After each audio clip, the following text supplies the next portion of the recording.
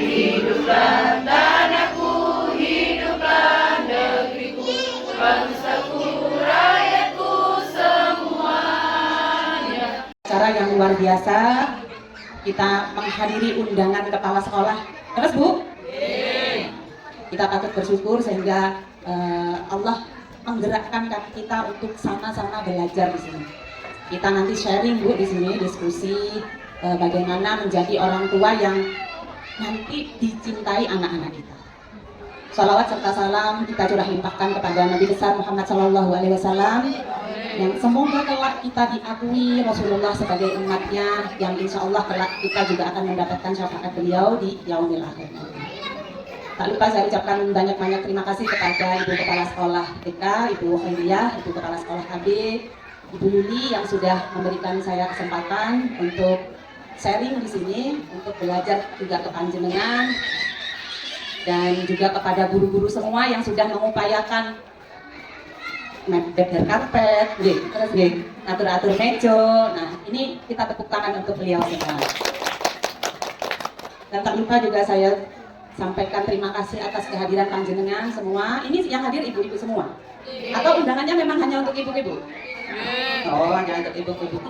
Mungkin bapaknya kerja. Lain kali mungkin usul saja parenting itu diadakan hari Sabtu atau Ahad. Dan kalau bisa yang hadir itu pasangan, bapak sama ibu, suami dan istri. Nah, kan mendidik anak itu tidak hanya untuk, nah tugasnya siapa Bu? Kedua orang tua, gawene wong loro kan ya gak mungkin posisian kan gitu. Nah, kebanyakan itu sudah memang jadi apa ya Bu? Jadi masalah umum. Semua sekolah padahal undangannya berpasangan tapi yang hadir itu 90% itu ibu-ibunya. Paling bapaknya sing teko 5 paling akeh. Kalau ngoten nggih. Jadi umumnya memang pendidikan anak itu diberikan ke ibu. Padahal tugas mendidik anak itu bukan hanya ibu, tetapi siapa? Kedua orang tua, terutama bapak. Nah, izin saya kenalkan diri saya sebelum kita ngobrol ngalor itu kok turun kenalan ya. Anaknya ya duduk artis, jadi panjenengan ya gak kenal aku. Siapa gitu gitu nggih. Perkenalkan, nama saya Semiati Hasanah, biasa dipanggil Bunda Hasna atau Bu Hasna atau Kak Hasna. Asli saya dari Jember Bu, jadi logat saya agak aneh di bahasa Indonesia, tapi kok logat ini nah campur-campur. Orang Jember biasanya bahasa sehari-harinya kan bahasa Madura. Nah, tapi saya sudah lama tinggal di Gedang Sewu sejak tahun 1998. Masa krisis dulu itu saya cari makannya di sini di Gedang Sewu Pare. Jadi monggo kalau panjenengan mau ke Pare, Pinarak ke Gedang Sewu dekat Gria Singgah Bu. Aktivitas saya sehari-hari selain istri, selain ibu rumah tangga, ibu dari dua anak laki-laki, saya juga pegang sebuah lembaga PKBM, Pusat Kegiatan Belajar Masyarakat, jadi pendidikan informal yang khusus menangani anak-anak istimewa, anak-anak berkebutuhan khusus. Nah, siswa saya ada 12, insya Allah dari berbagai spektrum, dari autis, ADHD, Down syndrome, ada juga yang retardasi mental, ada yang slow learner, macam-macam Bu, dari 12 anak. Juga dari 12 anak itu dari latar belakang orang tua yang berbeda-beda juga, gitu. Berbeda latar belakangnya, gitu, terutama pendidikannya dan pola pengasuhannya. Itu. Terus saya juga aktif di salah satu penerbit buku Sirop, jadi kita menyebutnya Signal Learning Consultant. Jadi itu lembaga yang bergerak di penerbitan buku-buku Sirop untuk menumbuhkan literasi anak-anak Indonesia. Nah, ini nyambung dengan program pemerintah. Karena anak-anak sekarang itu pada apa Bu? Males baca. Kalau disuruh baca, angel ngomong boten. Tak itu angel Bu. Lah ibu angel ngomong boten nek kon maca. Lah wes nek contohe kok yo. Jadi itu Bu, menumbuhkan minat baca. Jadi bukan bisa baca yang kita tumbuhkan, tetapi minat baca, senang baca. Bu, saya nuwun sewu sambil berdiri boleh nggih? Yang belakang biar kelihatan sama saya. Iya, oh masyaallah. Jadi begini, minat baca itu penting ditumbuhkan ke anak-anak zaman sekarang. Karena anak-anak zaman sekarang tuh senangnya baca apa Bu? Lain Bu HP. Baca WA sewarga Bu, saya kok ngomong maca buku Bu, gak nek 5 menit lho kok turu to gitu. Terus mboten? Oh, nek delok HP, moto wis mau urung ngene delok langsung celing ngoten. Apa meneh terus scroll TikTok, alah gak turu. Nah, ini nanti akan nyambung Bu dengan pendidikan manajemen gadget. Nah, itu menumbuhkan, kalau panjenengan sama umumnya rata-rata orang tua itu pengennya anaknya bisa baca. Terus betul? Menuntut anak bisa baca, tetapi lupa bahwa dari bisa baca itu Bu, kalau nggak ada minat, mereka bacanya juga ya sekedar baca. Beda kalau anak punya minat baca, senang baca, dia paham dengan yang dia baca. Nah kalau bisa baca ya wes mau cocok, gak ngerti sih tak baca mau ibu opo. Makanya anak-anak zaman sekarang tuh, terutama anak-anak SD, kelas 3, kelas 2 sudah ada soal cerita tuh matematikanya, nggih. Sudah ada soal cerita matematika. Ibu ke pasar membeli buah 10 biji misalkan. Dimakan 7 tinggal berapa? Kadang anak-anak itu harus dijelaskan dulu. Kalau anak-anak suka baca, paham yang dibaca, kita nggak perlu Bu menerangkan lagi apa yang dia baca, dia sudah paham. Oh yo, nang pasar tuku 10 dikurangi itu karek piro itu. Jadi dia sudah paham. Beda kalau anak cuman bisa baca, tapi dia nggak paham yang dia baca. Bu iki maksudnya apa? Kira-kira ibu ngeluh napa mboten? Wes dibaca kok gak ngerti-ngerti loh. Nah, akhirnya ibunya apa? Emosinya datang. Nah, terus darah tinggi. Malah nangen dinti penyakitnya teko kabeh. Nah, akhirnya dari kebiasaan itu anak kalau suruh belajar males. Karena kalau belajar ibunya mesti marah. Tuh. Oke. Nah, sekarang temanya adalah anak hebat orang tua terlibat. Nah, kira-kira menurut panjenengan anak hebat itu anak yang seperti apa, Bu? Ayo, anak yang seperti apa? Juara kelas. Pinter apa, Bu? Juara kelas, juara bertanding olahraga. Apalagi? Wah, pinter calistung. Wis, mocone lancar begitu. Oh, ada yang enggak mungkin. Bu, anak hebat itu setiap orang tua pasti punya standarnya sendiri-sendiri. Pasti, oh anakku pinter anakku, soalnya anakku wes iso noto kelambi dhewe, iso adus dhewe. Nah menurut aku, anakku hebat. Menurut ibu yang satunya, anakku pinter wes saiki nek maca-maca koran wis iso. Wis iso saiki anakku maca koran bayangno lho jek usia piro saiki maca koran, anakku pinter pol. Nah, nek ibu-ibu sitok anakku pembagian iso ngitung duit wis iso. Nah, jadi intinya anak hebat itu orang tua sudah punya standar masing-masing. Tetapi ada satu Bu, anak hebat itu adalah anak yang bisa menyelesaikan, punya solusi ketika dia dalam keadaan apa Bu? Ada masalah. Entah dijepit koncone, anak-anak usia di bawah 7 tahun Bu dijepit koncone itu ya masalah loh Bu. Nah, oh wadol Bu, lah apa-apa bagi dia. Wadul itu adalah solusi. Oh ada yang nangis Bu, nah nggak apa bagi dia nangis itu solusi. Jadi kadang-kadang ada orang tua yang jika anak kok nangis, gitu lah nggak apa Bu. Nangis memang ada anak yang nangis itu solusi. Sami kalian jenengan ada masalah sedikit aja menurut ibu sedikit tapi menurut jenengan ya nangis. Nah setelah nangis yang penting apa Bu? Let go. Oke. Jangan menyepelekan terkait menangis Bu. Ada salah satu penelitian saya cerita nih Bu ya, penelitian yang diteliti oleh beberapa orang ahli di luar negeri terkait menangis. Satu, diteliti ibu yang menangis karena iris-iris bawang. Pernah Bu iris-iris bawang terus nangis? Nah, yang satu menangisnya karena sedih. Sedih sampai niki kira-kira nangis sama mboten. Oh, ditinggal ibu tangake gitu nangis nggih. Nah, 2 air mata ini Bu dijadikan sampel diteliti. Ternyata nangis yang karena bawang itu air matanya enggak ada apa-apanya, mek banyu biasa. Nggih. Kenapa saya sampaikan ini nanti? Ternyata yang satunya lagi, air mata yang nangis karena sedih itu airnya diteliti itu ternyata ada zat toksinnya, ada racunnya. Jadi orang yang menangis karena sedih ternyata itu mengeluarkan apa Bu? Racun. Jadi kalau anak-anak sedih nangis, ojo sampean penging, nyapa nangis ngene tok ae nangis. Ngoten. Kadang-kadang sampai ada gerakan di bawah. Tawel ini tambahin meneh nggih. Iki wong nangis ojo nangis sampai isin sampai kepilih pisan nggih. Ternyata itu Bu, kalau kita wis gak sempat neliti-neliti, nah kita mengambil manfaatkan bahwa air mata yang keluar karena sedih itu ternyata ada toksinnya. Jadi panjenengan tuh kalau sedih nangis sebenarnya itu sehat untuk mental kandung. Jadi ojo dimpet Bu, kita pengen nangis aja. Jadi kalau ada anak nangis itu ditemani, ditanya, ojo malah dipenging. Napa enak ibu nang kene sampean kok nangis kenapa? Nangis tambah bater ya wis, tak kancani kene. Nggih. Jadi kebanyakan ibu-ibu kalau ada anaknya nangis tuh bingung untuk mendiamkan. Jangan nggih. Nah, mulai besok, mulai hari ini ingat bahwa menangis itu sehat. Apalagi anak laki-laki yang menangis, tambah ibu lanang kok gembeng, lanang kok cengeng. Jangan Bu, jangan deh. Jadi ayo kita menjadi orang tua yang bisa memberikan, mengenalkan emosi kepada anak. Oh, ini nanti ada. Kenapa kita harus terlibat dalam pendidikan apa saja. Nah, anak hebat itu punya 7 kebiasaan. Ada yang tahu Bu? Ini karena program pemerintah nih. Ada yang tahu apa 7 kebiasaan anak hebat? Bangun pagi. Olahraga. Ibadah dulu. Oh, ya, ibadah.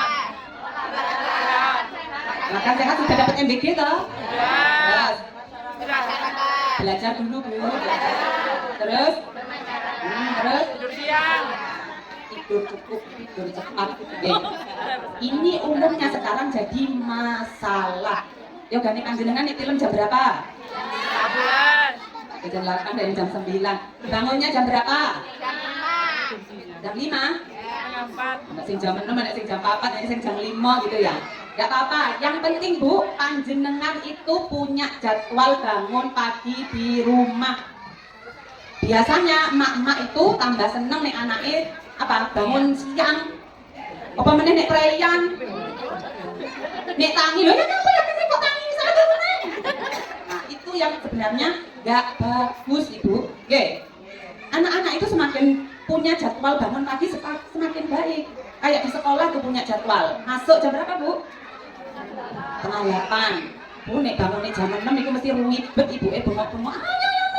Iso-iso yuk banyak gerakan bawah tanahnya itu. Oke. Nah, malah berpengaruh kepada anak-anaknya ketika nanti masuk ke sekolah juga.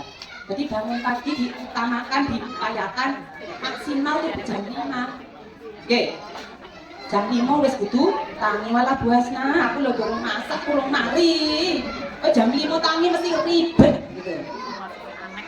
Sebenarnya Bu, bangun pagi itu Allah itu sudah install anak-anak kita itu bangun pagi. Tapi yang merusak siapa? Kita orang tuanya. Bayi itu bangunnya jam berapa Bu? Jam 2, jam 3, nggih. Wes pokoke mbek ibuke apa ditokno senjatai. Yo turune. Padahal itu sudah kode Bu. Ayo Bu, tahajud Bu, ayo Bu. Salat malam Bu. Tapi kita Bu yang ngajari mereka itu untuk bangun siang. Padahal anak-anak bangun biasanya nangis kok boten. Boten. Padahal kalau yang nangis biasanya apanya basah. Ya jaluk diganti, setelah diganti ya dia melek meneh Bu, gak apa-apa. Ibu ya sholat kok, anaknya melek ya gak apa-apa. Tapi umumnya kita mak-mak yang baru melahirkan kesel buasna. Pokok tahajud itu sudah diinstal sama Allah. Tapi lambat laun hilang karena kita yang membentuk kebiasaan jelek itu. Nek tangi kongkon saiki wayahe sekolah tangi isu dibuka. Sampai yang ngamuk ini anak padahal sing ngajari sinten? Ibu. Mulai sekarang Bu bikin jadwal bangun pagi. Entah itu libur, entah itu masuk sekolah, nggih. Jadi kalau yang berencana punya anak lagi nanti diingat-ingat kata-kata saya ini nggih. Oh iya bener ya. Anakku le jam 2 wis tangi udah Bu. Lanjutkan sholat anaknya udah melek. Habis itu jam 4 ngantuk, belum sholat subuh ya turu sak perang adzan bangun. Gitu. Nggih. Jadi Allah itu sudah menginstal fitrahnya anak-anak. Cuma kita yang orang tuanya terkadang merubah semua itu. Anek wis gede, muring-muring no ke anak. Bugarmu angel kan. Padahal kita yang tanpa sadar kita orang tua itu mesti begitu. Ngajari gak sadar bahwa yang kita anggap sepele malah JTK itu anakku. Sok mben lah ngerti, nek wis gede ngerti dhewe. Ucapan ini jangan dipakai ya Bu. Justru masih TK itu waktunya kita membentuk karakter anak, membuat fondasi anak yang benar. Jadi kalau di rumah belum ada jadwal bangun pagi, ayo bikin jadwal. Di sekolah sudah ada jadwal, oh ya masuk sekolah jam segini, istirahat jam segini, makan pagi jam segini. Harapan saya di rumah juga panjenengan juga punya jadwal bangun pagi jam berapa, makan jam berapa, berangkat sekolah jam berapa. Jadi panjenengan itu sudah bisa kiro. Oh iya, arek iki kok sekolah ben gak rewel, berarti aku harus ngedusi jam yak mene, mateng butuh jam yak mene. Kan panjenengan yang nanti bisa kira-kira sendiri. Oh, karena anakku berangkat jam 7, berarti jam 6 sudah harus mateng. Kalau bosna anakku nek manganku sawi. Leres. Biasanya sampai tak selingkuh-selingkuh karo melaku. Betul, oke, bagus. Jangan dibiasakan gulang anak sambil jalan, apalagi sambil nonton. Ada yang begitu, Bu? Nah, Bu. Kenapa anak-anak zaman sekarang itu sulit fokus? Karena ketika makan fokusnya terbelah. Makan lihat HP. Nah, akhirnya makannya gak habis-habis, nonton karo delok HP ini. Wis entek lho. Bener banget, tapi dia makannya nggak ada moodnya gitu loh, Bu. Harusnya dibalik ya. Panjenengan ayo makan dulu dihabiskan, baru nanti nonton HP. Ibu bolehin nggak nonton HP? Jangan nonton HP sambil makan. Ibu merusak fokus anak tuh begitu. Ajarin anak. Jadi waktu belajar itu anak-anak butuh fokus, Bu. Fokus itu harus diajari, harus dibentuk, harus distimulasi. Jadi di sekolah TK tuh biasanya diajari menggunting, meronce. Untuk ngajarin apa, Bu? Fokus. Lah di rumah dengan rusak. Makan sambil nonton. Akhirnya nggak nyambung, Bu. Nggak ada sinerginya. Mana sekolah wis ngajarin teman-teman nang sekolah lo cuma berapa jam. Nonton HP-nya berapa jam. Nah, itu jadi nggak sinkron akhirnya. Jadi mulai sekarang Bu dirubah, kalau mau ngasih reward, ayo Le, sampean tak izinin Ibu nonton apa kesenangannya anak di YouTube, tapi makannya Ibu kasih waktu ya 10 menit. Nah, anakku udah ngerti 10 menit ya, iku lho jam sing dawa iku lho nang angka iku. Itu Bu caranya nggih. Jadi anak sekalian belajar angka. Sing dawa nang 3 sampean durung mari, batal riwetane. Tak sakne. Jadi panjenengan ojo kalah karo anak mau aku mau mangan. Nek gak delok YouTube, yo ben sing luwe sampean. Nek ibu aku yo anakku luwe, gak mangan ben. Saya ada Bu, kali murid yang begitu. Anaknya kalau nggak mau makan dibelikan roti, diminumin susu. Akhirnya dia makannya nggak seberapa doyan. Ibunya ngeluh lah. Bu, anak saya itu menik mangan angel katanya alasannya gitu. Allah nih ngomong angel kok sampai tadi kok angel sampai biasa repotan. Saya tanya, Bu, loh, angelnya kenapa? Kayak itu belum senang mangan iki. Lah ibu kasih yo. Teruskan, Bu. Kalau ibu kepingin anaknya makannya lahap, ya jangan diturutin. Dia tahu lapar sudah tahu. Jadi kalau lapar dia ada di rumah, ada apa akhirnya dia kepaksa, ya ibu masak itu. Orang makan itu lawe apa, Bu? Luwe. Luwe ini mau makan apa aja enak, Bu. Tapi nek wareg sampean suguhi sate enak nang mboten? Mboten. Sarep kali nyemangan sak tusuk rong tusuk kok gak enak to satene. Sing disalahno satene padahal wis enak mewah. Sama anak-anak begitu, Bu. Jadi panjenengan kalau kepingin anak makannya lahap, permen. Jangan dulu susu loh. Buasnya susu kan yo untuk kebutuhan boleh minum susu, Bu, tapi setelah makan. Jangan sebelum makan jangan kasih susu. Udah pasti makannya sulit. Ketimbang gak makan buasnya ya udah, kalau minum susu ya jangan dipaksa untuk makan. Udah pasti warok, Bu, anaknya. Begitu. Wafer itu stop sudah, Bu. Sosis apa itu stop dulu. Jadi kalau punya anak-anak aktif, sulit tidur, nek malam kalau bahasnya, anakku kok angel turu. Satu yang dilihat apa? Pola makannya. 2, screen time-nya sama HP sama TV itu berapa jam? Ngaten nggih? Sudah bisa dipahami dari sini? Nah, itu kebiasaan, 7 kebiasaan anak hebat. Nah, anak hebat itu lahir dari orang tua yang mau terlibat. Bukan dari orang tua yang hebat. Orang tua yang hebat, orang tua yang bagaimana, Bu Hasna? Direktur rumah sakit gitu. Kapolres gitu. Udah Bu Hasna, wis pokoknya nek bapak ibu itu soge, wis pasti anake soge belum tentu. Nek bapak ibu hakim, dokter pasti anake. Hakim apa dokter mbok lewat ndilang ngoten biasa. Enggak seperti itu. Anak hebat lahir dari orang tua yang mau terlibat. Terlibat dalam apa? Terlibat dalam 6 hal. Oke? 1. Terlibat dalam pendidikan akidah anak. Tuh penting Bu, akidah nomor 1. Alah, anak TK diajari apa tuh Basna? Jak sholat yo wangel, ngaji yo Senin Kemis, kadang gelem kadang enggak, soalnya sore wayahe ku urung. Terus boten? Enek sing leres, enek sing boten ngaten nggih ya. Enggak apa-apa Bu, karena hidup itu butuh berwarna nggih. Iki padha kabeh gak seru. Jadi pendidikan akidah itu penting Bu. Nomor 1, panjenengan harus terlibat langsung. Rasulullah dulu waktu pertama kali mengenalkan Islam, yang dikenalkan Rasulullah itu apa Bu? Akidah. Oke. Kenal Allahnya dulu.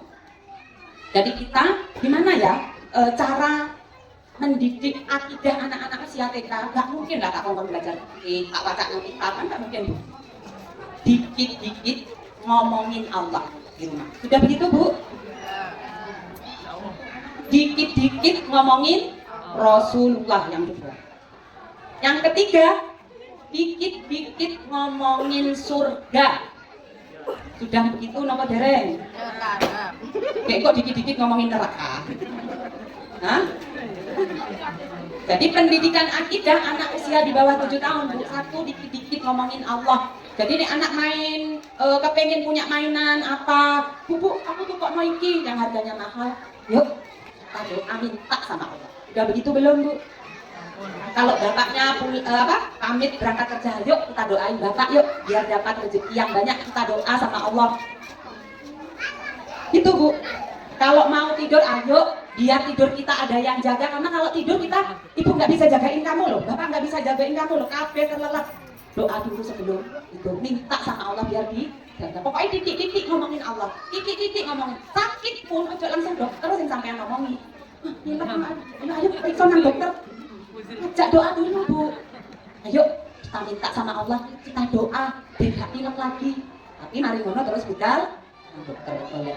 Paling tidak yang pertama anak, di otak anak pertama kali siapa? Nah itu butuh pembiasaan dari panjenengan semua. Jangan malu, izin Bu Hasna, aku duduk anak Pak Yai kok titik-titik Allah. Jangan Bu, rugi panjenengan. Lah nyapa kok malu?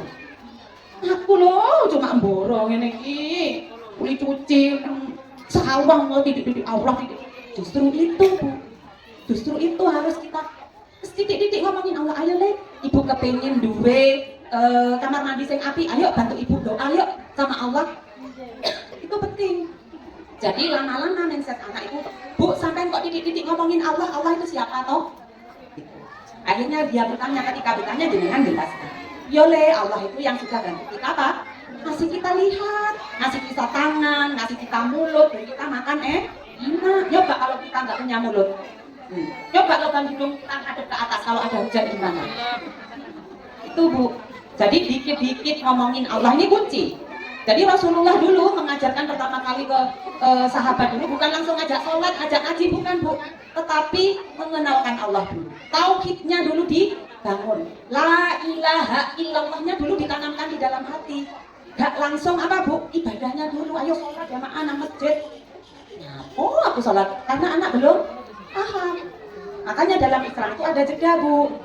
Ajarkan sholat ketika anakmu usia 7 tahun. Baru jeda lagi 3 tahun, 10 tahun kok gak belum sholat ditongkol pukul pun ya dengan kasih sayang, gak terus bukuan dulu di sabuk ya, ada tahapannya. Jadi kita sebenarnya dalam Islam itu sudah dikasih apa ya Bu, sudah dikasih format cara mengasuh anak secara Islam itu sudah ada. Cuman kadang kita yang sering meleko. Apa meleko itu Bu? Sering menyimpang dari yang diajarkan. Dalam Al-Quran juga sudah lengkap. Nah, dikit-dikit ngomongin Rasulullah. Sama dengan kalau makan dan minum adabnya dipakai. Ayo duduk biar seperti Rasul. Ojo ayo duduk kata bu guru kok lu golo. Bu guru mah. Nah, akhirnya yang terkenal Di otaknya anak-anak siapa? Gurunya. Akhirnya ibunya kerepotan untuk ngandani, nek ngandani guru, ngandanono to Bu, ben gelem bangun pagi. Karena ibu wis gak di rumah ya. Makanya dikit-dikit ngomongin Rasulullah. Ayo nak, biar seperti Rasulullah, kalau mau tidur wudu dulu. Air wudu itu beli apa mboten Bu? Sakjane memang setiap rumah sudah pasti punya air. Gampang apa mboten? Tapi ngelakoni nih padahal yo gak bayar, gratis. Tapi pahalanya Bu itu Bu, fadilahnya juga besar. Ketika mau tidur sudah diajarkan berdoa Bu. Bismillahi tawakkaltu. Oh bukan, apa Bu? Bismillahirrahmanirrahim. Ayah wa bismika. Tapi sunnahnya wudu sudah diajarkan Bu. Belum mau bapak ibu ya urung karuan ngelakoni. Sikat gigi yo kadang lupa. Nggih. Jadi itu Bu, cuci kaki, sikat gigi sekalian Bu, wudu. Jadi jangan sikat gigi aja, ayo sikat gigi wudu. Itu fadilahnya besar. Saya juga mengamalkan ini ke anak-anak saya Bu. Dan saya mengajarkan tidak dari SD, dari TK. SD harus enak Bu, karek melaku. Ayo mau tidur, sudah Bu, sudah wudu, sudah sikat gigi. Udah, anak udah jalan. Awal-awal panjenengan berat, sebulan pertama berat. Karena jadi ayo le. Saya pernah gendong anak saya karena nggak mau. Aku semua antuk loh Bu, meripatku cepet, aku mau wudu. Tapi awal-awal Bu, setelah itu jalan. Kalau sudah jalan mereka nggak bisa tidur kalau nggak wudu. Coba panjenengan harus terapkan ini di awal ya. Mumpung anaknya panjenengan masih TK, kok arek kelek-kelek ini sampe cek kuat gendong. Nek wis SMA iso ngono. So, SMP yo angel ngandhanane. Nggih saestu.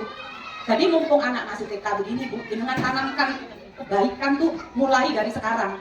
Anak-anak nggak akan mungkin ngerti, nggak mungkin akan paham kalau tidak jenengan biasakan dari TK, dari kecil. Jadi omongan malah anak kecil dia ngerti-ngerti dhewe. Nggih, makin gede sampai ngomong makin angel. Kalau sudah punya kebiasaan ya itu tadi.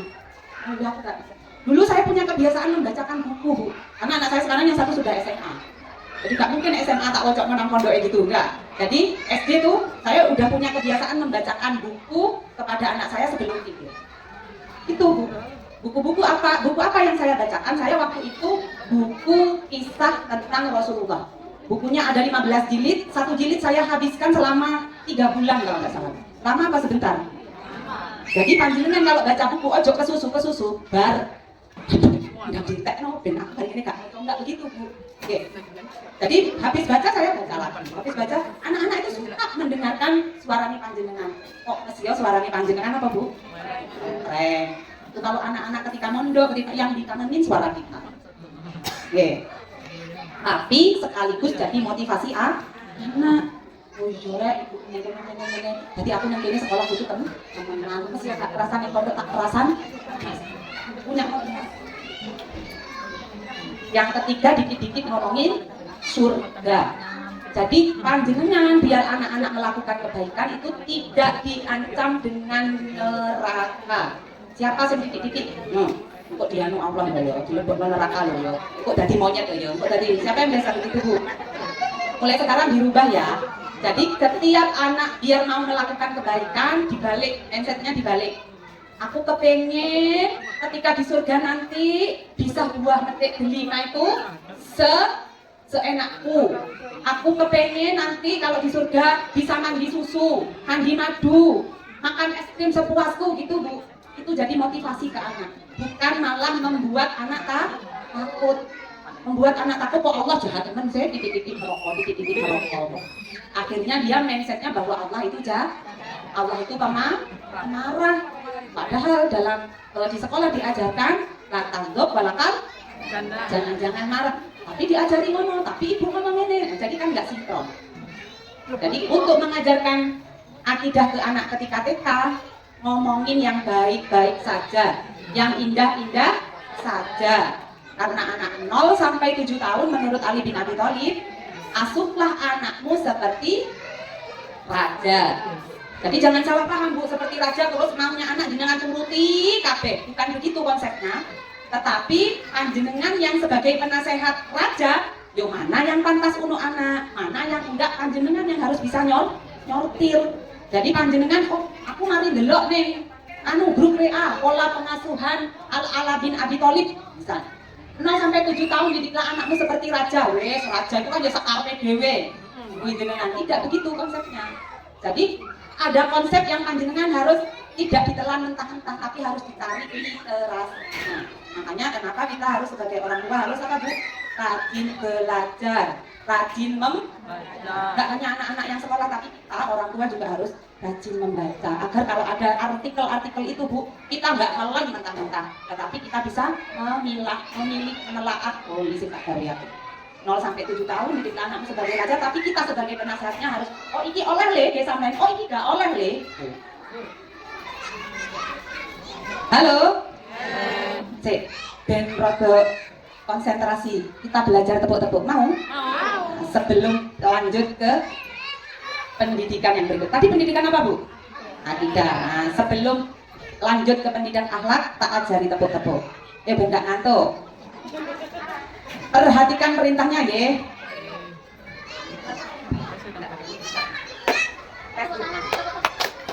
Ayo semua ya. Tepuk siku, tepuk pundak, tepuk tangan. Tepuk siku, tepuk pundak, tepuk tangan. Tepuk siku, pundak, tangan. Tangan siku, pundak, tepuk siku, tepuk pundak, tepuk tangan. Ayo ini melatih konsentrasi. Jadi panjenengan nanti di rumah untuk melatih konsentrasi Anda bisa pakai ini. Ini juga sebagai ice breaking untuk anak-anak. Wes sinau bosan, ayo main karo Ibu. Oke. Ayo, sekali lagi. Makanya konsentrasi, dengarkan perintahnya tepuk apa ya mau, tepuk apa ya belum main. Ini masih pelan-pelan, nanti ada yang lebih cepat. 1, 2, 3. Tepuk siku, tepuk pundak, tepuk tangan. Tepuk siku, tepuk pundak, tepuk tangan. Tepuk siku, pundak, tangan. Tangan siku, pundak, tepuk siku, tepuk pundak, tepuk tangan. Nah, bingung tahu ya? Jadi konsentrasi. Jangan dulu apa ya? Jadi siku, pundak, sampai nempel siku itu saya baca ini peredaran darah kan. Ini ada tujuannya juga Bu. Ini peredaran darah ke jantung kemana nih kasih? Ya, jadi gerak.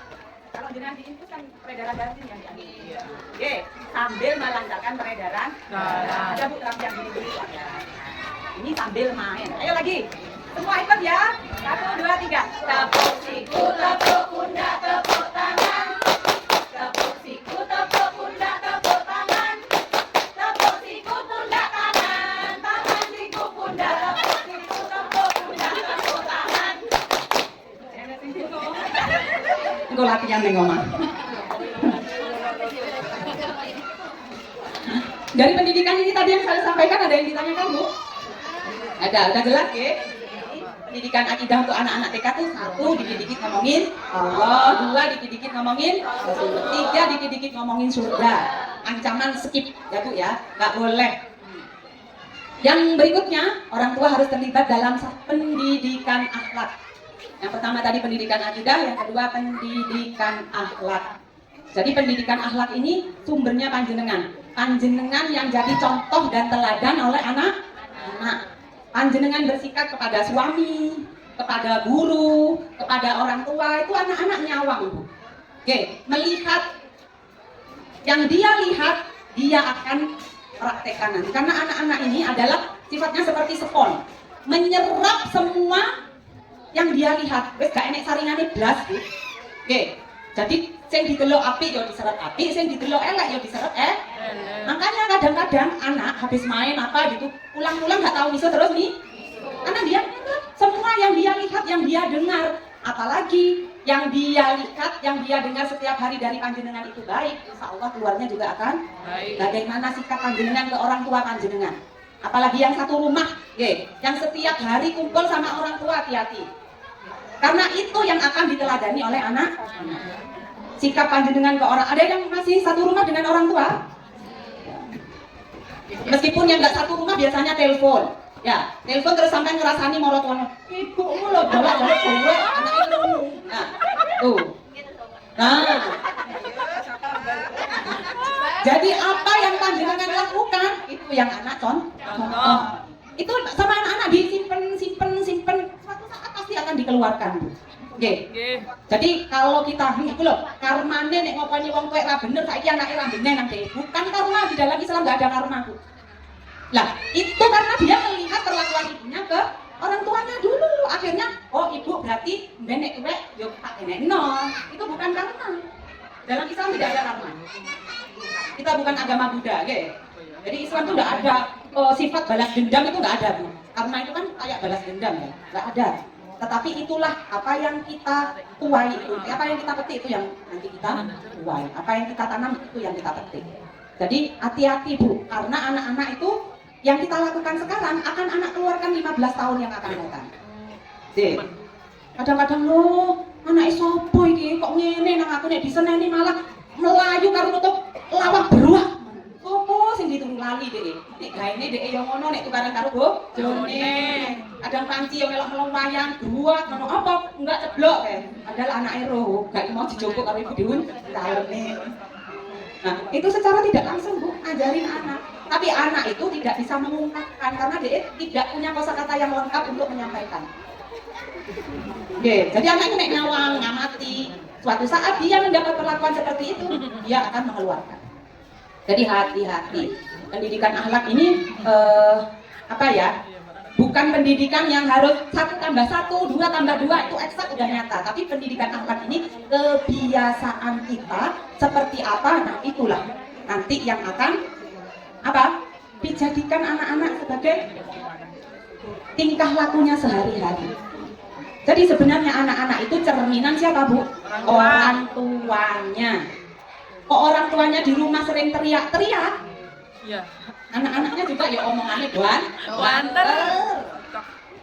Kadang-kadang orang tua dulu kok kayak kasar sama niki nang ibu nggak sadar bahwa yang nyontoin siapa? Ibunya. Kita ngomong ke anaknya kadang-kadang juga los-losan banget terus diomongi. Nah, lupa kalau anaknya masih TK.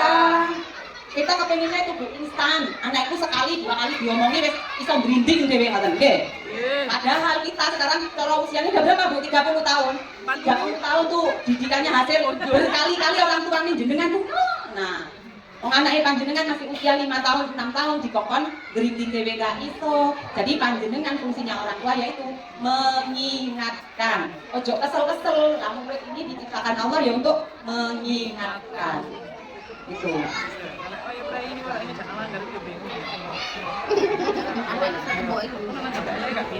Halo. Kenapa ada yang itu dulu? Jadi hati-hati nggih.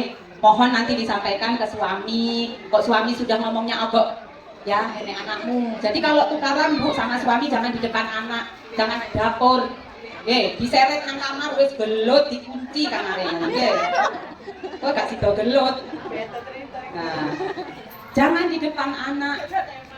Nah, mending begitu, biar anak-anak tidak tahu. Karena kalau tahu, wah bahaya ini, Bu. Mereka akan mencontoh tanpa sadar, dipraktekkan ke teman-teman. MBK-nya sudah datang. Oke. Tenang. Nah,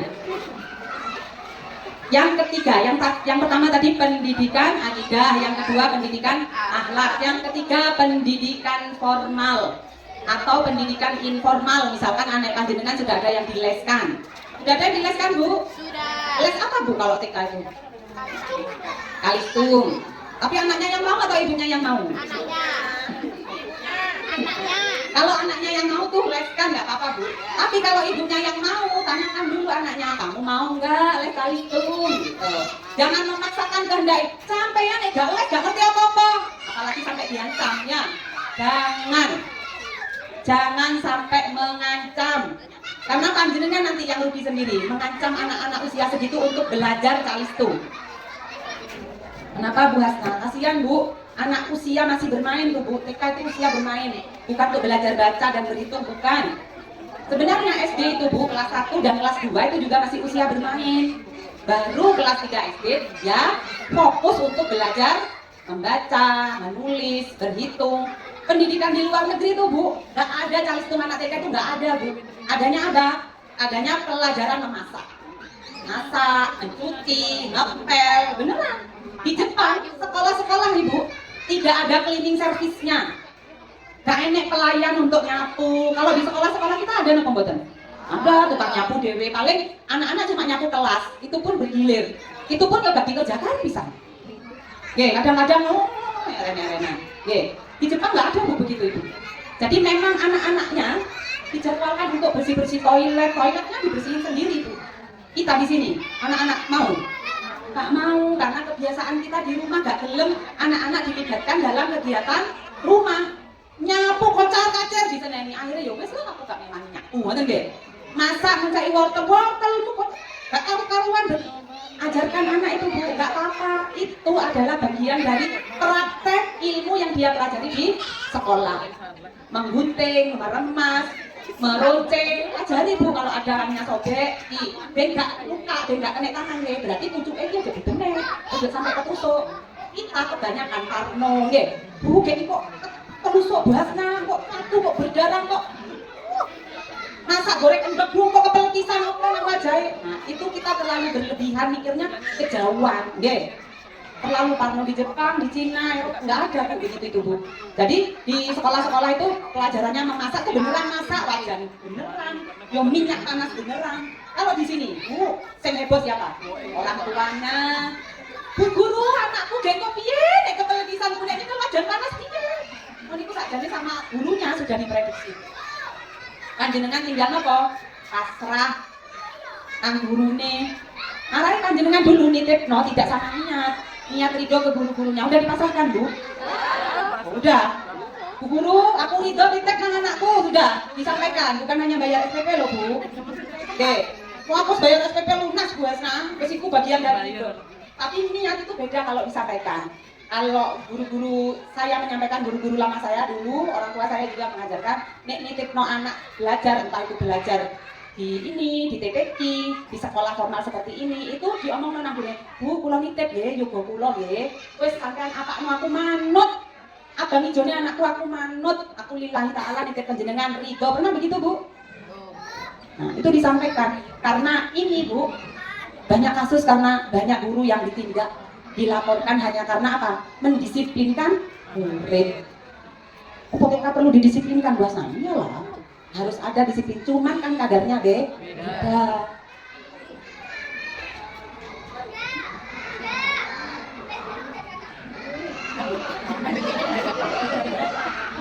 Ya, tapi sini sarapan ya.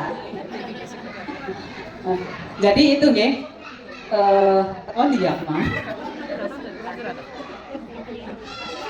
Nah, mendisiplinkan anak-anak itu kan. Cuman nanti kalau kita kadarnya berbeda bu, ojo langsung sampai cewek-cewek jangan. Pakai kata-kata yang baik. Ibu nggak suka loh nih kalau kamu begini. Ibu nggak suka loh nih kalau kamu begitu. Ya, itu disampaikan. Kadang-kadang kita itu jarang mengungkapkan apa yang tidak kita suka, jarang mengungkapkan apa yang kita suka ke anak-anak. Tahu-tahu jenengan sudah marah. Nah anak-anak itu nggak paham gitu, kena opo kok muring-muring ya. Kena opo kok moro-moro ngamuk gitu. Jadi identifikasi emosi itu penting. Belajarnya dari siapa? Dari panjenengan semua, dari orang tua. Seperti yang saya sampaikan tadi, kalau ada anak menangis jangan diburu-buru apa? Stop. Tapi diidentifikasi sampai anjing nangis kena opo. Nah umumnya kita orang tua tuh kesuwen bahas, nah aku yo pas goreng-goreng like selak gosong. Tidak begitu bu konsepnya. Mendidik anak itu memang by proses, nggak bisa keburu-buru. Panjenengan ngancani anak 0 sampai 7 tahun tuh sebentar loh bu. Setelah itu kan anak sudah SD. 7 sampai 12 tahun tuh anak SD. Itu masa anak-anak peralihan asik dengan temennya sendiri. Udah SMP wis ada yang mondok, ada yang apa. Neng omah itu cuma mampir turu biasanya. Terus boten? Anjenengan ngetep anaknya itu 0 sampai 7 tahun, maka nikmati, jangan terburu-buru. Jenengan harus terlibat dalam kegiatan sekolah, jadi ojo masa bodoh pokoknya wis apa jari gurune, jari buasnya mau kan wis dikongkon masrahne lillahi ta'ala wis ridho wis apa, akhirnya sampai masa bodoh wis apa jari kula, tidak begitu juga. Nggih. Tetapi jenengan harus terlibat dalam kegiatan sekolah seperti ini tadi, diundang kepala sekolah ya ta. Kok enek koncone sing gak teko, yo to eman-eman iki kan yo gak bendino, ujug-ujug ngoten Bu. Ojo sampean yo wis tak pamit nang. Nah itu salah nggih. Nyapa tolong cuma setahun sekali ya kok. Anu arena kumpul iki. Oh, kalau ibu-ibu yang lain berkenal. Nah itu penting Bu. Jadi sekolah ini sudah memfasilitasi belajar bersama begini, sharing bersama ini, kok sampean gak teko rugi. Ngoten. Sekolah orang tua memangnya ada Bu? Ada. Oh, sekarang sudah ada ya. Oh, ada parenting ada. Berarti di sekolah ini juga ada sekolah orang tua. Nah, di mana Bu sekolah orang tuanya ikut? Oh, tapos kelas balita. Kelas balita. Itu biasanya juga disampaikan pola makan, pola tidur, screen time-nya. Oke. Sekarang karena posyandu sudah ILP. Jadi pendidikan formal itu les misalkan. Oh ya, ini informal yang les-les anak TK Bu. Panjenengan itu kalau bisa, kalau di sini ada les nari, ikut karate, sepak bola, renang, terutama saya anjurkan, sangat saya anjurkan. Tapi kalau calis itu kalau anaknya mau monggo. Tapi kalau anaknya nggak mau, tapi orang tuanya yang mau, apa namanya sampai maksa, skip dulu, jangan, karena anaknya belum siap. Panjenengan kalau memaksa anak saatnya bermain untuk belajar, rugi. Kelas 3 SD, kelas 4 SD dia akan bikin masalah. Bikin masalah apa disuruh sinau karena tidak tumbuh dari dirinya sendiri. Dia merasa bahwa belajar itu tidak menyenangkan, belajar itu paksaan. Kecuali suasana belajarnya sambil bermain, lama-lama anaknya mau bermain, mau belajar. Jadi konsepnya bermain sambil belajar. Kalau belajar sambil bermain, biasanya nggak nyantol, tetapi bermain sambil guru-guru TK tuh konsepnya begitu Bu, bermain sambil belajar. Jadi belajar A, B, C sambil nyanyi, atau sambil apa? Ini huruf A, orang lungguh terus iki A, dititeni iki A, iki A, nggak begitu konsepnya, ya. Jadi kita boleh punya target mengenalkan angka, mengenalkan huruf, tetapi dengan apa? Barang-barang sehari-hari di sekitar rumah. B, kilo bambu, B. Bentuknya ini kelele. Balon. Anak-anak itu paling nangkep kalau coret-coret di tembok. Kira-kira dibolehin apa enggak Bu? Kalau saya, karena itu yang bikin anak saya mau belajar dan paham, saya bolehin Bu. Tapi saya konsep, bagian kamu coret-coret tembok di sini. Tembok sebelah sini, kalau kamu sampai tembok sebelah sini kamu coret, ada konsekuensinya. Entah tidak saya kasih jajan, nggak boleh nonton TV, nggak boleh main, itu konsekuensinya. Jadi tembok sebelah sini mau kamu, jadi aku nek ngecek kan bisa sisip itu. Itu caranya. Jadi anak masih bisa belajar, terap tanpa harus ngelesin tadi Bu. Ngelesin sampai ngetokno duit loh. Betul. Nah, kalau belajar sendiri di tembok kan kamunya tuh. Kadang-kadang Bu, pikir huruf apa kalau wedi nek tembok. Tapi gak apa-apa lah, orang kono kok. Ya, anak saya itu nggak ada yang belajar baca langsung nyembuk, ini nggak ada. Semua belajarnya di tembok. Atau di lantai boleh Bu, dengan cepat spidol. Nah, di lantai boleh. Nah, kalau kapan biasanya anak-anak bosen, paling enggak, kalau ada yang nggak bagus. Pokoknya apa yang di rumah jadi anak-anak semangat belajar gunakan. Tapi dikasih konsekuensi tadi, kesepakatan.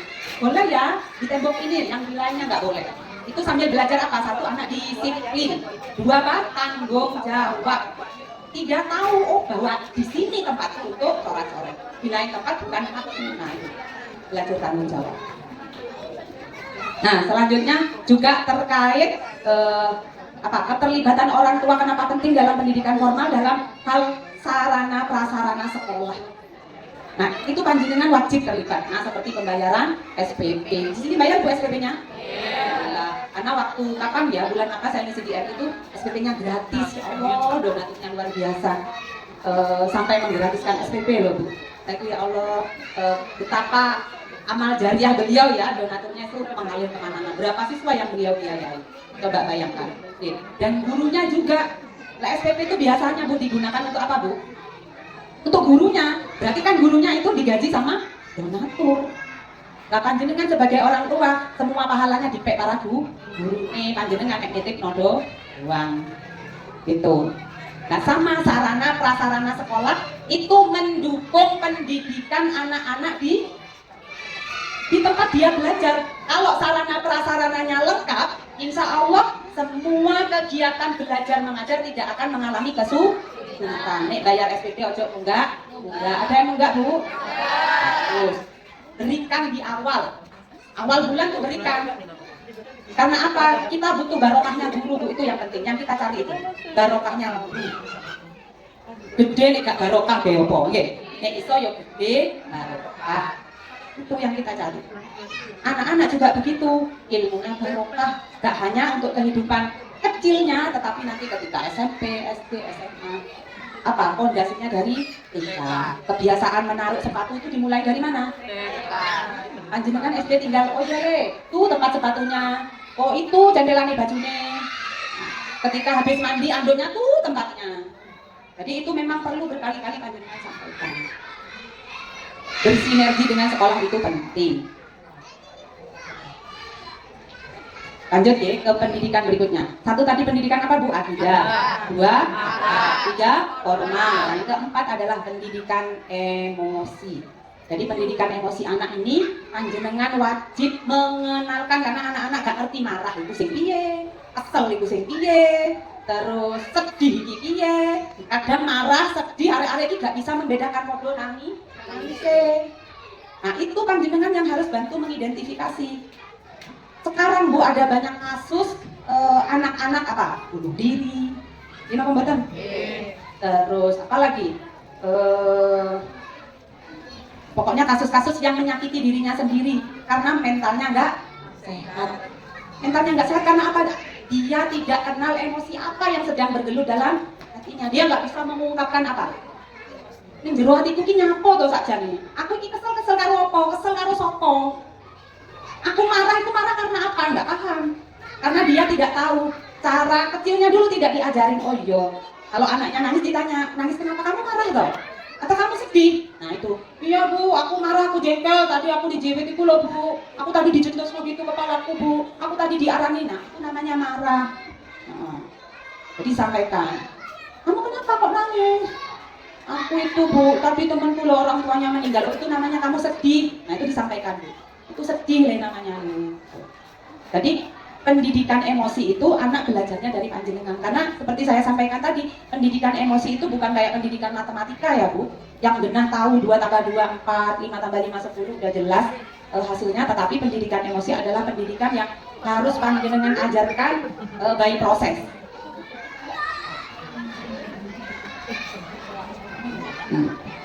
Yang kelima adalah pendidikan sosial bermasyarakat. Ini harus panjenengan ajarkan, apalagi sekarang gak perlu nonggo, sudah ada apa Bu? HP. Jadi sosial bermasyarakatnya anak-anak itu panjenengan harus manajemen. Bagaimana anak-anak, oh iya, pegang gadget anak-anak itu berapa jam? Sudah punya manajemen gadget Bu? Belum. Nah, ada yang sudah, yang belum tuh. Anak-anak di usia 0 sampai 2 tahun, ada yang masih punya anak usia 2 tahun Bu? 2 tahun ke bawah? Gak ada? Yang mau hamil lagi?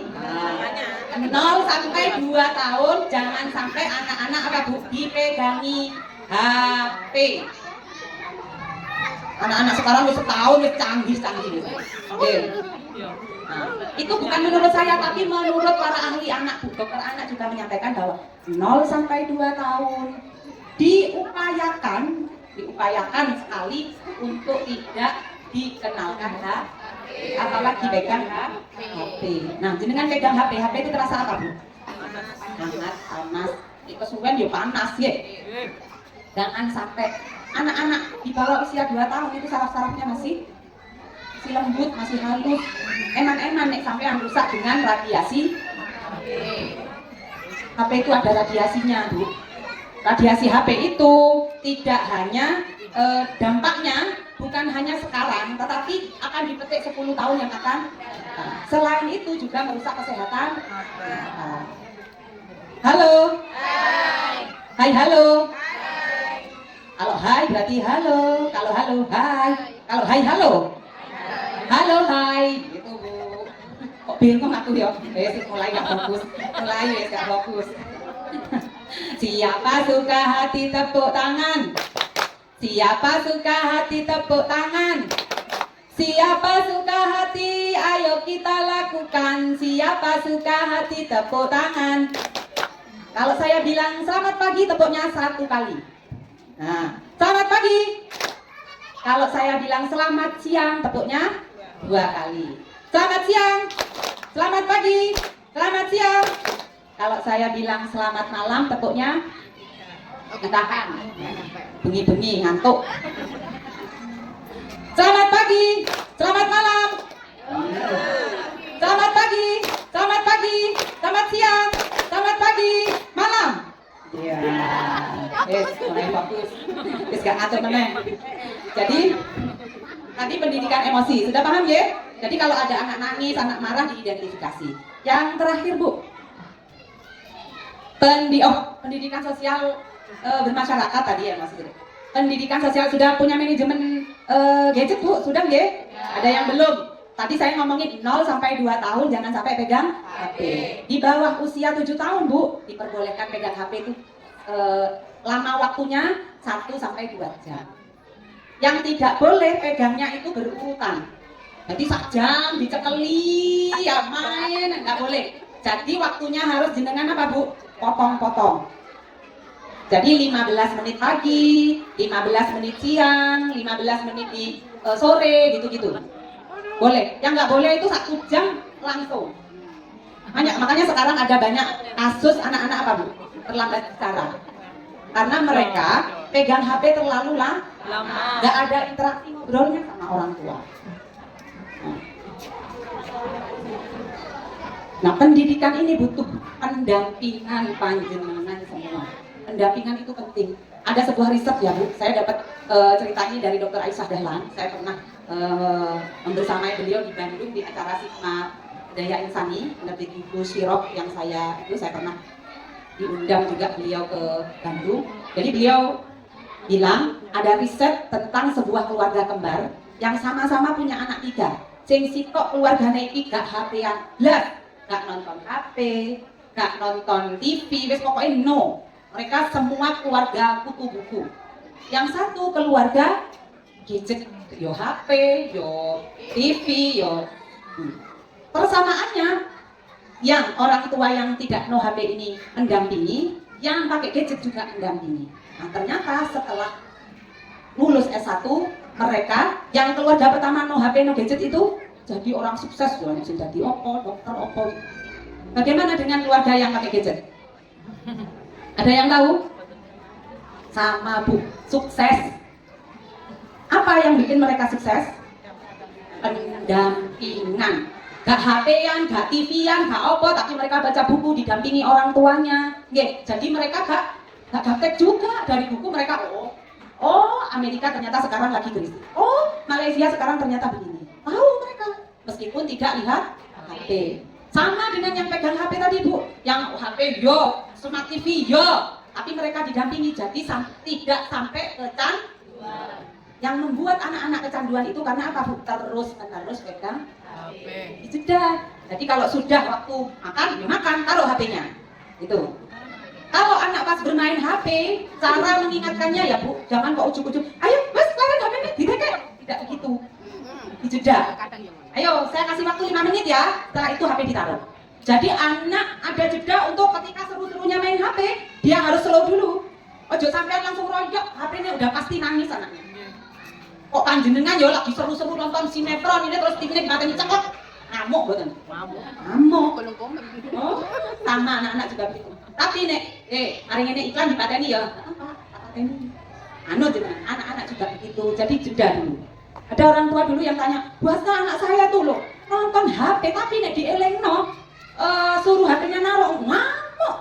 Tak royok pernah tak lempar sampai HP-nya dia gak kapok." Katanya diulang lagi. Ya, cara mengingatkannya tidak begitu Pak, saya bilang. Bahwa dikasih jeda, diingatkan, waktunya habis ya, 5 menit lagi, waktu pegang HP selesai. Ada awake dhewe lali wis dikasih waktu 5 menit, nek tampek kok mlebu.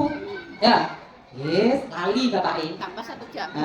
Nah itu konsistensi orang tua, konsistennya orang tua dalam mendidik anak itu yang perlu dijaga. Sulitnya di situ Bu, mendidik anak. Bukan di ilmu parentingnya bukan, tapi konsisten. Kadang konsistennya 2 hari, sehari, 3 hari. Nek wis oleh seminggu dolan nang omahe dulure apa wis lali kabeh. Ngawali mah. Harus konsisten. Kok panjenengan punya komitmen. Oh yo, jam 7 no HP, udah Bu taruh HP-nya semua, bapak ya diomongin.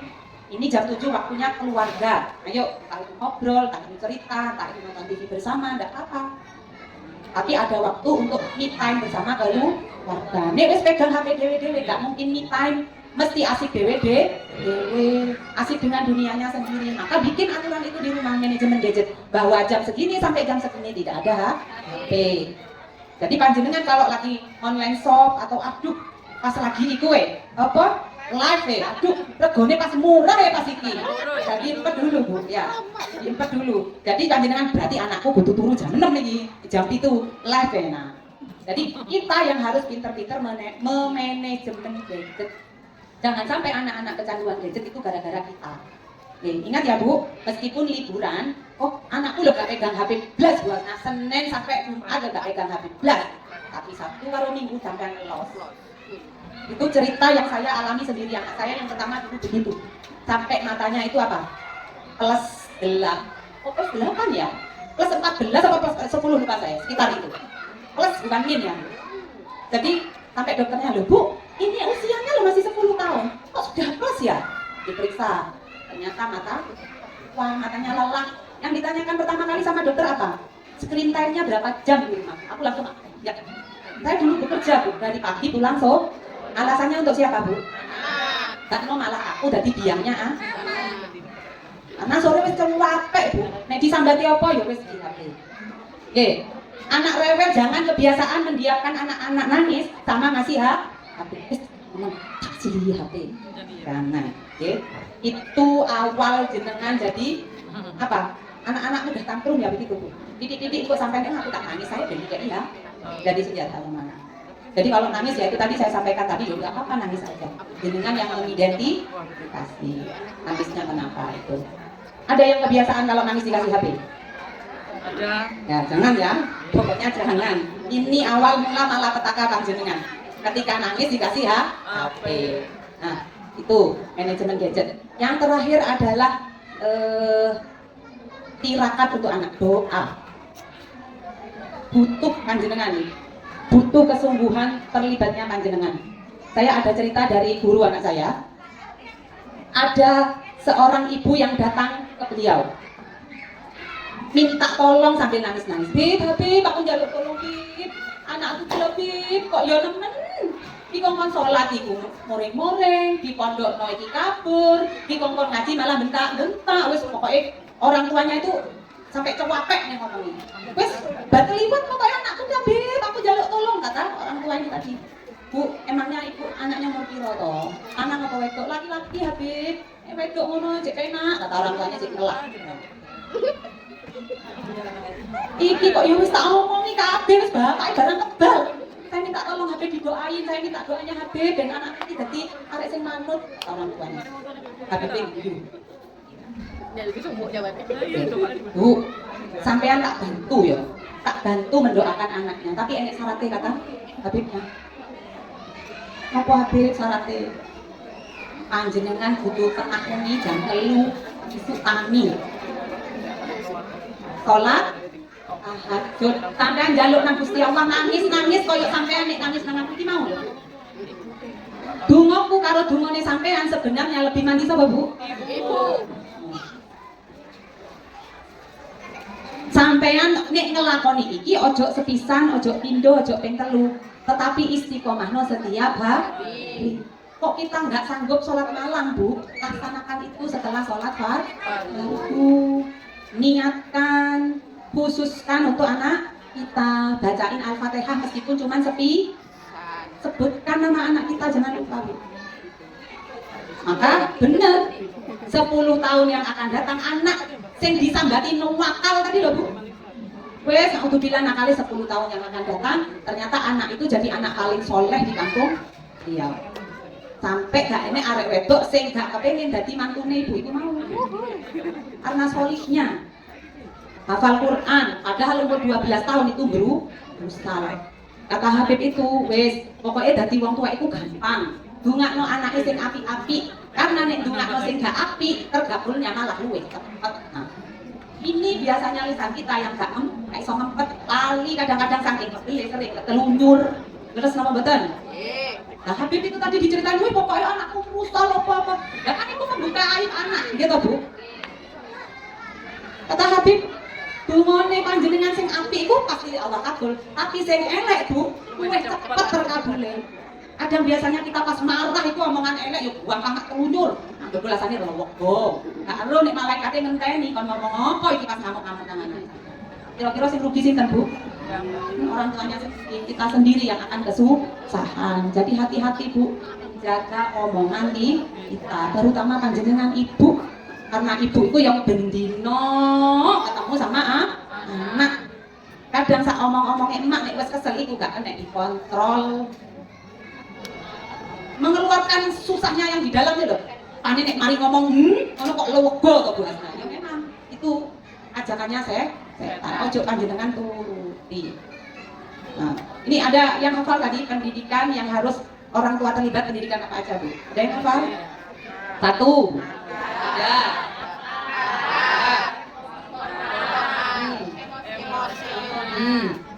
Sosial. Yang tiga apa Bu? Yang keenam? Doa. Tirakat untuk anak. Nggih, panjenengan nek ndonga upayakan panjenengan iku untuk banter Bu. Kalau anak liwat ya banter. Ya Allah, paling ngono aku anak sing sholih. Nek jenenge Doni ya Doni sing sholih. Nek jenenge Ana ya Ana sing sholihah, pinter ngaji, tetep nek salat nang masjid. Banterno apa meneh pas anake liwat. Tak iso. Tapi gak diomong nih. Anak-anaknya itu seneng ya kepengen membahagiakan orang tuanya. Aku tak Bu, aku tak salat ning langgar ya. Coba jenengan praktekkan. Beneran. Jadi kalau ndonga aja nang jero ati Bu, sampean keluarkan. Izin Bu Asna, nek sing krungu karena jenengan belum terbiasa. Ini juga bagian dari terapi sebenarnya. Berdoa dengan mengeraskan orang bengok-bengok ya Bu. Enggak terus tonggone kabeh enggak. Kan ya Allah. Mugi-mugi panjenengan maringi kula sing rezeki bar itu terapi untuk diri kita sendiri. Kok panjenengan berdoanya sampaikan dengan halus lembut, itu mari dulu rasanya maklum rasanya. Nggih, apalagi terkait nah, koyo-koyo iki Gusti Allah itu ning ngarepku. Biasanya kalau berdoa dengan lantang tanpa mikir isin, apa kok sampean jenengan ndonga kok sik kepikiran isin, berarti jenengan iku apa? Dungane gak tenanan kan jek kok krungu yo bapak arek-arek. Lho yo gak apa-apa to krungu yo bapak arek-arek kok. Nggih, wong suami kita bukan orang lain. Sudah ada yang terbiasa berdoa sambil dengan suara yang agak keras? Belum. Jeneng jero atinya nek. Nggih. Udah, jenengan praktekkan, nggih. Jenengan itu bagian dari hipnoterapi. Jadi kalau berdoa sambil luweh mantep rasanya. Luweh mantep timbang sampean. Akhirnya ini kabulno kok gak yo. Tapi beda kalau jenengan praktekkan. Ini saya praktekkan dan saya merasa bahwa setiap saya selesai berdoa itu rasanya plong koyo anak-anak poli kabeh ngono koyo ibu. Sampai saya tuh punya kebiasaan murid-murid saya juga bacain Al-Fatihah. Jadi murid-murid saya yang saya didik tanpa menyebut nama satu, kalau 12 anak saya bisa menyebut, tapi polo ya gak mungkin gurunya nyebut no.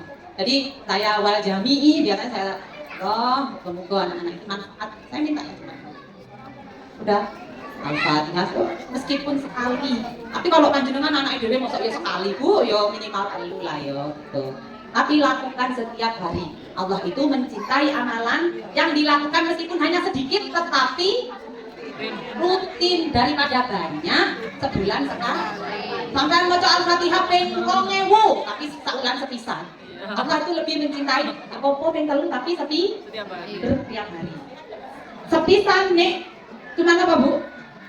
Sepisan tapi setiap hari dibandingkan 1000 tapi cuma sebulan itu Allah lebih cinta.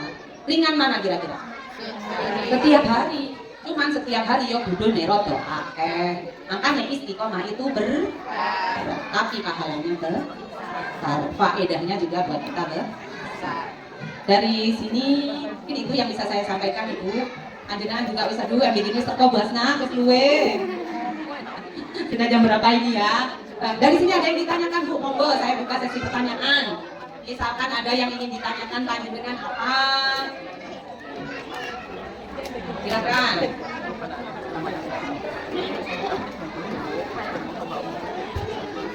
Dari pemaparan yang sudah diberikan, Barangkali ada yang mau ditanyakan, Bunda-bunda. Apa sudah lapar? Sudah lelah? Monggo Bunda, mumpung masih ada beliaunya, nanti bisa ditanyakan unek-uneknya. Mungkin kok anakku kok begini Bunda, bagaimana solusinya, monggo. Ini ada yang terlambat. Enten, speech dulu. Terkait istilah speech delay, sebenarnya Bu, dalam ilmu psikolog itu ada istilah terlambat bicara, ada istilah speech delay. Jadi berbeda. Speech delay itu biasanya diikuti dengan penyakit lainnya. Saya menyampaikan penyakit ya, seperti anak autis, seperti anak Down syndrome. Itu biasanya speech delay plus Down syndrome plus autis gitu. Tapi kalau nggak ada plusnya, itu istilahnya terlambat bicara. Jadi biasanya kalau usia 2 tahun, 3 tahun sudah ngoceh, sudah banyak, kok itu cuman apa, tapi anaknya fokus. Oh, diperintahkan duduk, anaknya duduk, ambil tas, sepatu taruh sana, ya ditaruh. Itu namanya apa? Terlambat bicara. Jadi kalau speech delay itu biasanya plus, ada asesmen psikolognya ada. Jadi kita biasanya mak-mak, oh speech delay paling keren ya. Anakku hiperaktif loh, paling keren ya. Itu sebenarnya salah Bu. Jadi ketika ngomong anak speech delay itu panjenengan harus hati-hati. Orang mikirnya kalau speech delay pasti plus autis, Down syndrome. Tapi kalau terlambat bicara tuh anaknya paham, cuman dia terlambat bicaranya. Dia paham yang diomongin, oh itu tembok ini apa, dia paham. Tapi speech delay itu anak yang beneran delay, jadi dia nggak paham. Jadi duduk dia sekolah, dia kan nggak paham gitu. Itu namanya speech delay. Jadi kalau anak masih fokus itu namanya terlambat bicara. Jadi dengan jangan itu istilahnya hiperaktif.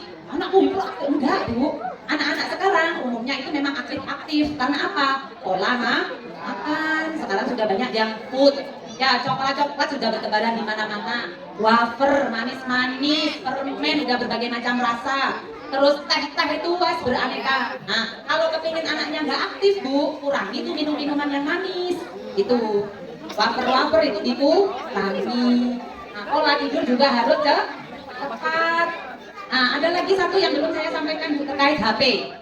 Anak kebanyakan lihat HP juga akan merusak hormon melatonin. Dengan searching di Google di apa hormon melatonin itu hormon yang mengatur apa Bu? Pola tidur anak. Ya. Jadi kalau pola tidur anak kacau, bisa jadi dia kebanyakan nonton HP karena hormon melatoninnya sudah sedikit produksinya. Padahal itu dibutuhkan anak untuk apa? Tidurnya biar nyenyak. Sama kebiasaan anak tidur siang. Ada yang sudah terbiasa tidur siang belum Bu? Sudah. Nah, bagus. Tidur siang itu memang harus selain ikut sunnah Rasul, ternyata tidur siang itu sunnah Rasul Bu. Enak men yo. Wah, gue tidur siang. Lah itu kalau tidur siang diniatkan sekali yang ikut sunnah Rasul, dapat tidurnya, dapat pahalanya, dapat sehatnya. Ternyata tidur siang itu bisa untuk meningkatkan daya ingat, meningkatkan konsentrasi. Nek sampean mari turu awan ngono rasane kan enak kok. Nggih. Apa meneh turu awan nih angker. Jadi biasakan nggih anak-anak tidur siang, dan itu tadi bahwa kebanyakan melihat HP bisa merusak produksi hormon melatonin. Hormon melatonin hormon yang mengatur apa siklus tidur anak. Upayakan lagi kalau malam tidur anak, lampunya dia apa Bu? Dimatikan, dimatikan itu juga ikut sunnah Rasul. Selain irit listrik, ojo sampai kata ini lampunya listriknya beririt. Nah, pola begitu diganti ikut sunnah Selain listrik dihemat oleh pahala. Kenapa Bu Hasna kok harus lampunya dimatikan? Karena ketika mati lampu itu kan gelap Bu. Jadi sel-sel itu ketika kita tidur itu diperbaiki. Sel-sel memperbaharui sel itu terjadi ketika kita tidur dan lampunya gelap. Jadi kalau panjenengan tidur di atas jam 11, jam 12 misalkan begadang apa melekan ngenteni lab sing jam 12 mergo-regone kurang murah, tak ijoli sesuk nek arek budal sekolah aku tak turu. Itu tidak menggantikan sel-sel tubuh yang diperbaiki. Biasanya yang suka begadang itu kerikutnya banyak, beli tuwek, Karena apa? Ya itu tadi Bu, tidur siang yang ngijoli untuk begadang tadi tidak membantu sel-sel yang rusak tadi untuk diperbaiki, karena itu terjadi di antara jam 11 ke atas sampai jam 2 pagi. Atau nggih, bisa dipahami nggih? Beneran ini nggak ada yang ditanyakan? Sudah paham semua deh. Tidak ada masalah deh. Alhamdulillah. Kalau sudah tidak ada yang bertanya, akan kami tutup sesi ini. Saya lagi barangkali ada yang ditanyakan Bunda. Itu aku pikirin pas nato. Kalau ada yang tanda jawab nanti. Ibu sudah sampai tetap. Nah. Oke, terima kasih. Saya sampaikan, mohon maaf jika ada yang tidak berkenan, kurang berkenan. Mungkin apa yang saya sampaikan terlalu cepat ya Bu. Semoga apa yang saya sampaikan bermanfaat ya. Jika ada yang salah, itu murni datangnya dari saya. Kalau ada kebaikan, hal-hal kebenaran, itu mutlak datangnya dari Allah. Semoga apa yang kita lakukan hari ini sebagai ikhtiar kita menjadi orang tua yang dicintai anak-anak kita nanti. Ingat bahwa pola pengasuhan anak-anak kita itu butuh proses, tidak ada yang instan. Apapun yang panjenengan upayakan hari ini, insya Allah panjenengan akan memetiknya di 10-15 tahun yang akan datang. Jadi bersabarlah wahai para ibu, insya Allah yang panjenengan perjuangkan hari ini akan mendapatkan ridho dari Allah Subhanahu wa Ta'ala. Ihdinas syiratal mustaqim. Wassalamualaikum warahmatullahi wabarakatuh. Alhamdulillahirrahmanirrahim. Acara parenting pada pagi hari ini bisa berjalan dengan lancar, agar membawa berkah, manfaat kepada kita semua sebagai orang tua, dan bisa mempraktekkannya. Bunda, kita ambil yang baik-baik dan kita buang yang buruk-buruk. Kita tutup dengan bacaan surat Al-Asr bersama. Bismillahirrahmanirrahim. Wal asri innal insana lafi khusrin illa alladziina aamanu wa 'amilus sholihati wa tawassaw bil haqqi wa tawassaw bis sabr. Akhirul kalam, saya sebagai pembawa acara, barangkali ada kata-kata yang kurang berkenan di hati panjenengan, saya mohon maaf yang sebesar-besarnya. Wassalamualaikum warahmatullahi wabarakatuh.